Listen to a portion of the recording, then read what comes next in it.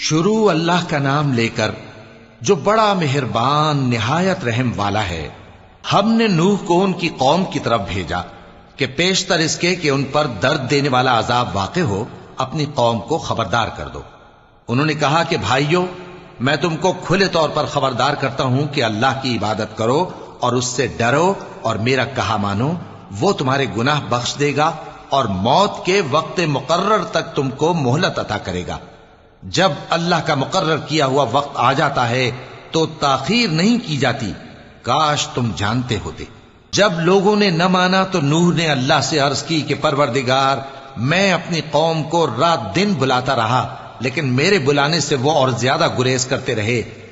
جب میں نے ان کو بلایا کہ توبہ کریں اور تو ان کو معاف فرمائے تو انہوں نے اپنے کانوں میں انگلیاں دے لی اور اپنے اوپر کپڑے اوڑھ لیے اور اڑ گئے اور خوب تکبر کرنے لگے۔ پھر میں ان کو بلند آواز سے بھی بلاتا رہا، پھر علانیہ بھی اور رازداری سے بھی سمجھاتا رہا۔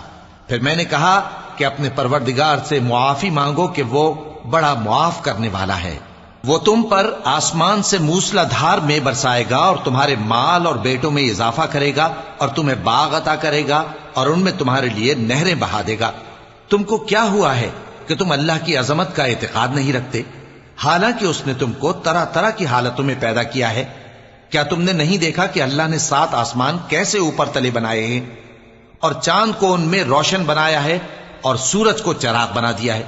اور اللہ ہی نے تم کو زمین سے ایک خاص طرح سے پیدا کیا ہے، پھر اسی میں تمہیں وہ لوٹا دے گا اور اسی سے تم کو نکال کھڑا کرے گا۔ اور اللہ ہی نے زمین کو تمہارے لیے فرش بنایا تاکہ اس کے بڑے بڑے کشادہ رستوں میں چلو پھرو۔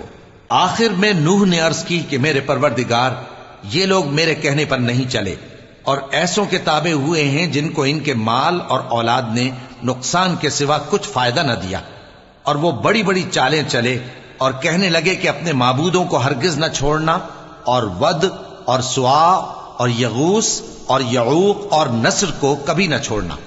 اور اے پروردگار، انہوں نے بہت لوگوں کو گمراہ کر دیا ہے اور تو ان ظالموں کو اور زیادہ گمراہ کر دے۔ آخر وہ اپنے گناہوں کے سبب پہلے غرقاب کر دیے گئے، پھر آگ میں ڈال دیے گئے، تو انہوں نے اللہ کے سوا کسی کو اپنا مددگار نہ پایا۔ اور پھر نوح نے یہ دعا کی کہ میرے پروردگار، ان کافروں میں سے کسی کو زمین پر بستہ نہ رہنے دے، اگر تو ان کو رہنے دے گا تو یہ تیرے بندوں کو گمراہ کریں گے، اور ان سے جو اولاد ہوگی وہ بھی بدکار اور ناشکری ہوگی۔ اے میرے پروردگار، مجھ کو اور میرے ماں باپ کو اور جو ایمان لا کر میرے گھر میں آئے اس کو اور تمام ایمان والے مردوں اور ایمان والی عورتوں کو معاف فرما، اور ظالم لوگوں کے لیے اور زیادہ تباہی بڑھا۔